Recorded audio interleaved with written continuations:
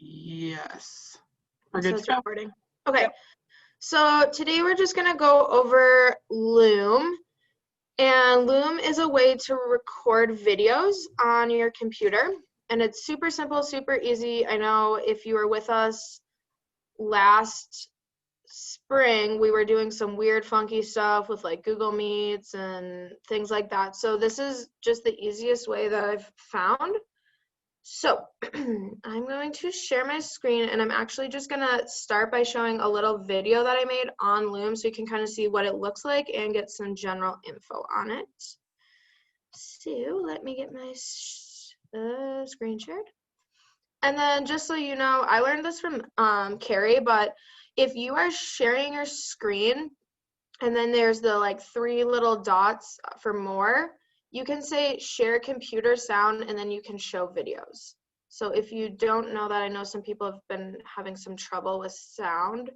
So that is one way to troubleshoot that. All right, so let me share this video. Hi everyone, I just wanted to make a Loom video for you to show you how easy it is to use Loom and some of the benefits of using Loom, especially right now with all the virtual learning. So to get Loom, you're going to go to loom.com/education, and then you're going to click on the green Get Loom for Free button. If you've already signed up for Loom in the past, but you were not using an education account, you can also verify education account here. I'm going to go into my account to show you some things that are important with that. So if you go to your settings and you go to your plan and your billing, you can double check once it loads that you have the education account. You don't have to pay for it if you're in education right now. And if you only have the Loom Basic, it will let you make 5-minute videos. But if you have the education account, it lets you make 45-minute videos. So that's really important that you have the education one. All right, so we're going to go back into my personal library. So in Loom, you would just go to loom.com/my-videos, and that's where you can find all of the videos that you've ever created on Loom. And they automatically upload into here as soon as you finish the video. And then you can name it whatever you need. Once you get the video uploaded, all you have to do to get it into your teaching platform, to email it, however you would like to send it out to your students, you just copy link and it's there.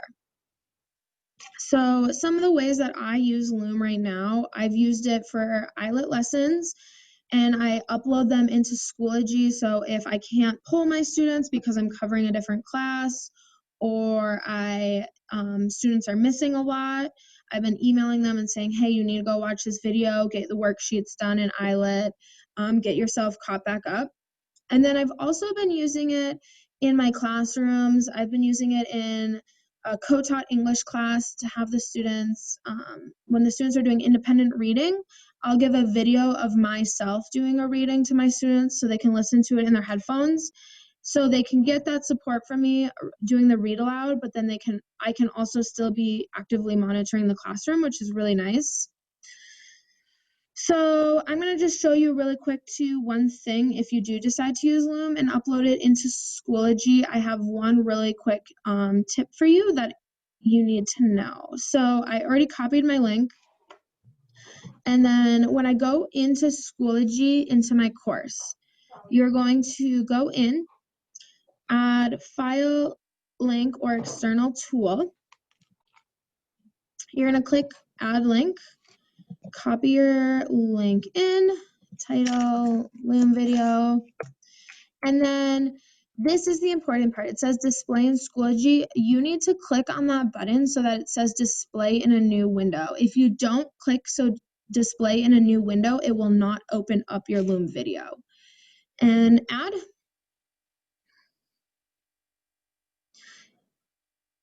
So once you add that, all your students have to do, click into the Loom video, they can watch it, they can get their lesson, whatever you are trying to get out to them. Really great to do instructions for students to get into new platforms. there's a variety of things you can use it for, and it's super simple. So I'm going to pause or stop this video now and open it up for some questions. All right. And then one quick thing before I let you guys ask some questions, just so you know, sort of, this little screenshot right here is what Loom looks like before you start recording. So you just, I have the Loom extension for Google. So I just click the little extension up at the top of my computer, and then all you have to do is click start record, and it's all ready to go. All right. And then one other quick thing, just to not confuse anyone, I was talking about ILET in there. That's the CLD curriculum I use. I presented this at another meeting earlier this week, so don't get confused by that. So if anyone has any questions, any wonderings, anything? So could we potentially just use this as a reteach tool for instead of Yes. small groups? Because my Mhm. mind is blown right now that I could maybe be like, go watch the video. That's how you fill it out. Yeah, Amber and I do that a lot. We send our students videos. Hey, you missed it. I don't have time, unfortunately, but I do have this video here. You can do it.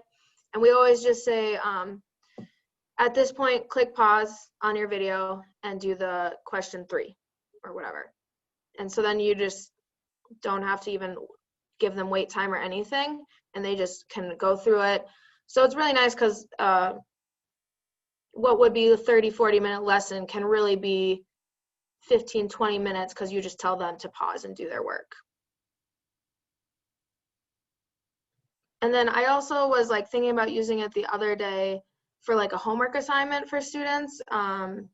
We were toying with the idea in Carrie's class of giving them some work to finish at home, and I was like, well, I could just read it to them and still provide them that scaffold so they can do it at home. But because that's usually why homework doesn't get done, is they always say, well, I didn't know how.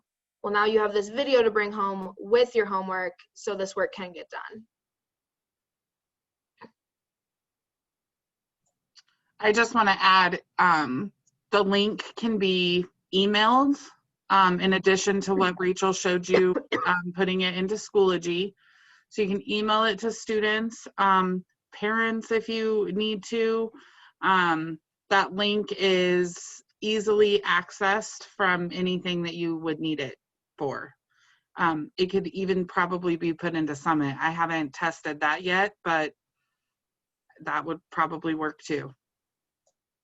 The only unfortunate thing that I've found is that you cannot download it to the student's computer. So if they didn't have internet access, and I think that's due to talking it out with Sean, it was the students don't have that ability on their Chromebook due to a block. So that's one downside, but you can still give it to them any other way as long as they have internet access. Do either of you know how long it takes for the education account to be verified? Mine was instantly. Me too. But I just signed up using my school email and it automatically did it. I didn't have any issues with it, but I do know that there are teachers who have, but I used mine that day that I downloaded it. Because I just signed up for the educator, but I'd had a other one before, so, but with my school email. So that might just be, they're trying to, I don't know. Yeah. Yeah. Hopefully not long. I mean, mine was instant, so I'm sure it won't take that long to verify it. Okay.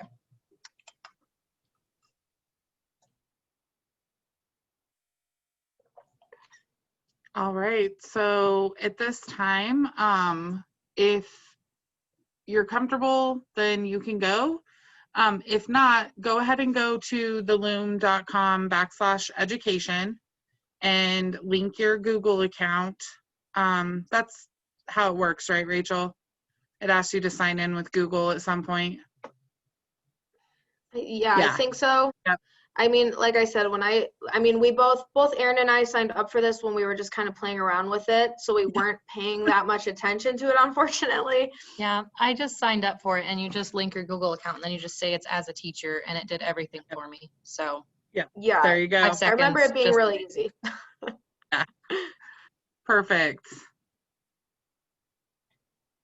And then Rose, are you seeing how you just click record up in the corner? It's very similar to Zoom, where it asks you to choose which screen you want to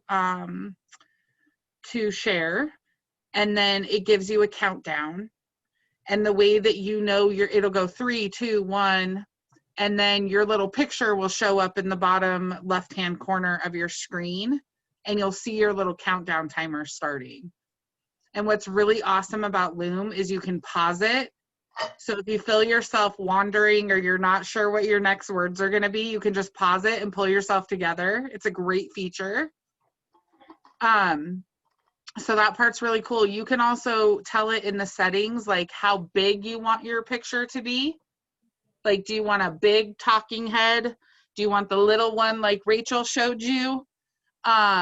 You can also grab that and move it around so that if it's in your way in the bottom left-hand corner, you can move it up or over somewhere else.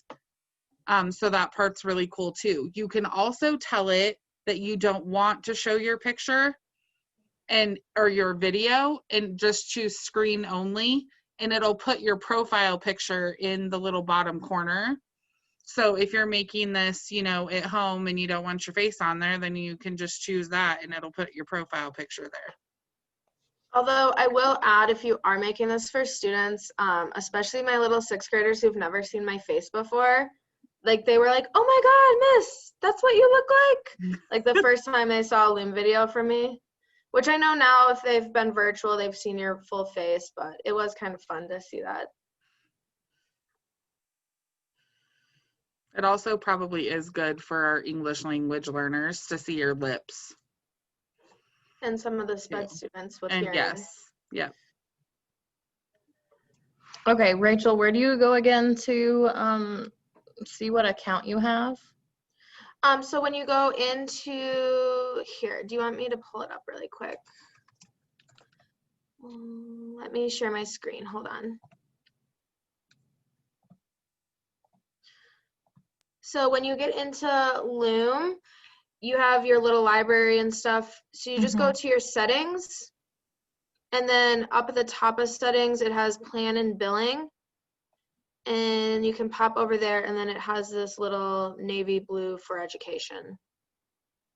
Okay, it doesn't have that for me, so I'm wondering if maybe I did do it wrong. It could potentially still be verifying as well. Oh, okay. Okay, cool. Oh, and one thing, Aaron was talking about all the things you can do with it. You can also trim it. So I know the video. So I know there's been times where it like started and I was just like kind of fumbling between my screens and stuff. And then I just cut that part out of the video. And it's super easy. It's not like a video editor thing where it's hard. And if I remember correctly, you can only trim the beginning and the endings off. Yes. You can't trim in the middle. So that's why you'd want to use that pause button if you feel like you're getting sidetracked or interrupted or whatever. Okay.